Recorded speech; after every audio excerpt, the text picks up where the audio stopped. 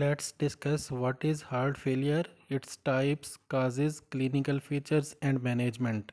Heart failure is the inability of the heart to maintain sufficient cardiac output to meet the demands of body tissue. It may be absolute when cardiac output is reduced, and it may be relative when cardiac output is normal or high, but still cannot meet the tissue demand. When cardiac output is reduced, it is called low output cardiac failure. Causes includes number 1 systolic dysfunction and number 2 diastolic dysfunction.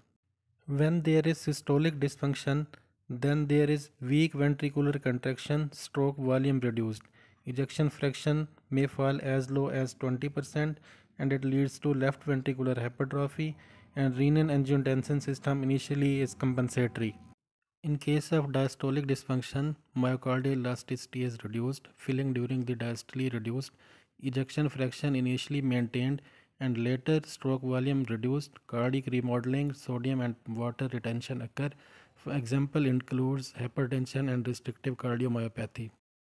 When cardiac output is normal or high but inadequate to meet the tissue demand, it is called the high output cardiac failure. Its causes includes anemia, thyrotoxicosis, and large AV fistula. The onset of heart failure can be either acute or chronic. Heart failure can be categorized as right or left heart failure or congestive cardiac failure. Now is the turn of right heart failure. Isolated right heart failure is relatively uncommon. There is the list of 7 to 8 causes of right heart failure. Signs and symptoms of right heart failure are mainly due to venous congestion and fluid accumulation. It includes raised JVP, peripheral edema, hepatomegaly, and ascites. When there is inadequate cardiac output from left ventricle, it is called the left heart failure. Causes includes ischemic heart disease, aortic or mitral valvular disease, systemic hypertension, and cardiomyopathy. Signs and symptoms of left heart failure are due to poor organ perfusion and fluid overload in the lungs. These may be cold extremities, dizziness, confusion, easy fatigability, exercise intolerance, dyspnea on exertion, tachypnea, orthopnea and paroxysmal nocturnal dyspnea, cardiomegaly, gallop rhythm, and in late sign crackles at the lung bases and cyanosis.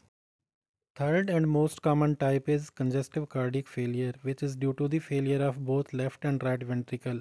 Causes includes ischemic heart disease, systemic hypertension, valvular heart disease, and cardiomyopathy. All clinical features mentioned previously may occur. Signs and symptoms are due to low cardiac output and its compensatory mechanism, and increased venous pressure due to the accumulation of blood in the venous system.